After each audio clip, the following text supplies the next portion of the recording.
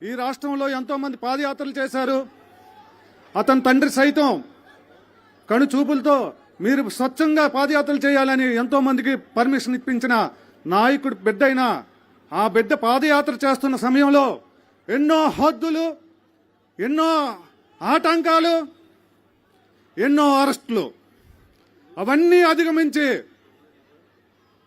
పోరాడితే పోయేదేముంది, యాదవ బానిస సంఖ్యలు తప్ప అనే ఆలోచనతో చలించకుండా తన అడుగుని అక్కడ ఆపకుండా శంకరం పూర్తి చేసి విజయనగరంలో కార్యక్రమం పూర్తి చేసి ఈ ఉత్తరాంధ్ర జిల్లాలో తన గలం ఇప్పడానికి, తన మాట ఏదైతే ప్రజలు పడుతున్న కష్టాలను తెలియజేయడానికి మన ఇచ్చాపురంలో ఏదైతే ఇచ్చాపురాన్ని సెంటిమెంట్గా తీసుకున్న మళ్ళీ ఆ సెంటిమెంట్ని పూర్చాలనే ఉద్దేశంతో మళ్ళీ శంకరం ఇక్కడ పూర్తి చేసి ఉత్తరాంధ్రలో ప్రతి ఒక్క బిడ్డ దగ్గరికి వెళ్ళడానికి వచ్చిన అన్న నారా లోకేష్ గారికి ఇచ్చాపురం జనసేన పార్టీ తరపు నుంచి హృదయపూర్వక ఆహ్వానం పలుకుతున్నాం.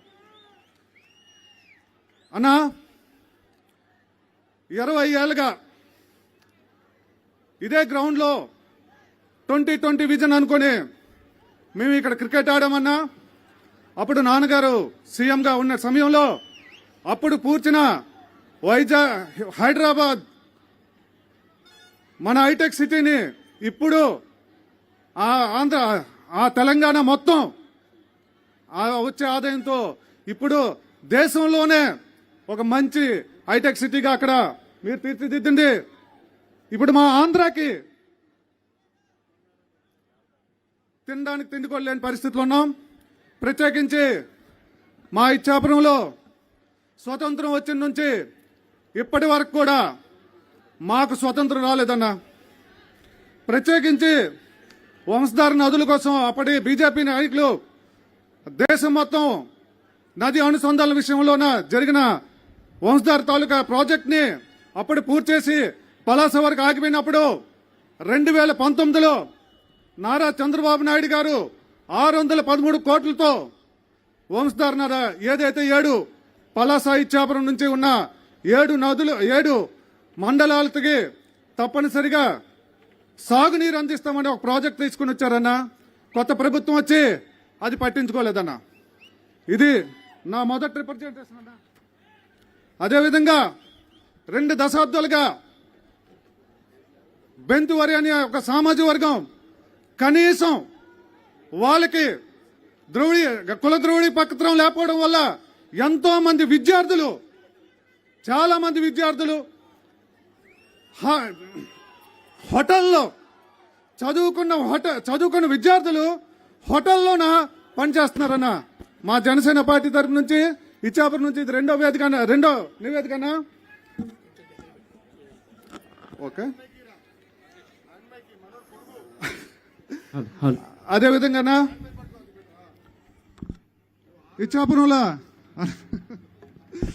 ఇచ్చాపురంలోనా సుమారు 30,000 మంది పైగా కిడ్నీ పేషెంట్లు ఉన్నారన్న.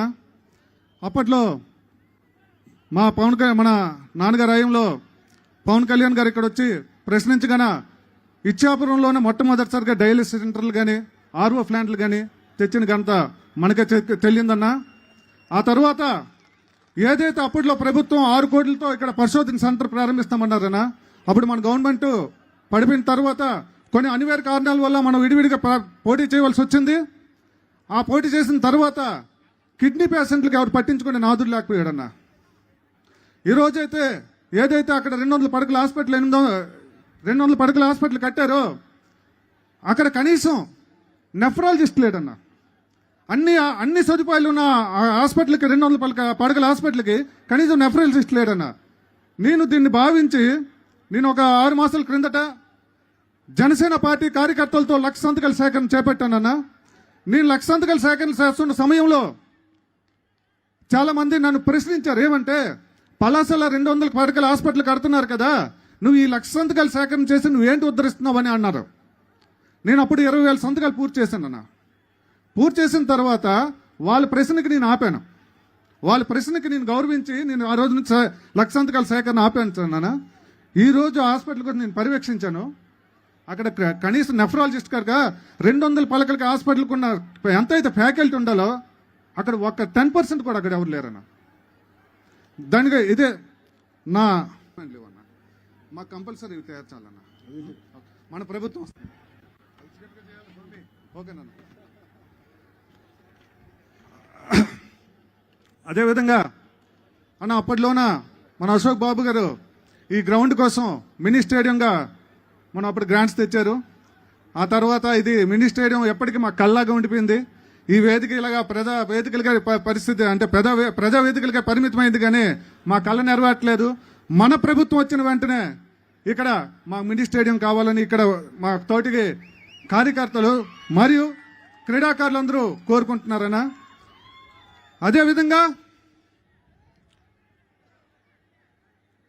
జనసేన తెలుగుదేశం పార్టీ పవన్ కళ్యాణ్ గారు 2 రోజుల కిందట ఒక ప్రకటన ఇచ్చారు. 98% రిజల్ట్ రావాలని. ప్రతి ఒక్క కార్యకర్తలకి నేను ఒకటే చెప్తున్నాం, అన్న సాక్షిగా మా అన్న చెప్పిన సమావేశం, మన ఈగోలు పక్కన పెట్టండి, మన ప్రత్యర్థులు మన పైన కేవలం సోషల్ మీడియా ద్వారానే మన హస్త్రాలు ఉపయోగిస్తున్నారు, మనలో కలహాలు సృష్టిస్తున్నారు.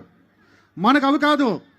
మనకి రానున్న ప్రభుత్వం జనసేన తెలుగుదేశం ప్రభుత్వం స్థాపిద్దాం, దీర్ఘకాల సమస్యలు పరిష్కరిద్దాం అని ప్రతి ఒక్కరిని అన్నా ఈరోజు మేము చెబుతున్నాం. జన సైనికుల నుంచి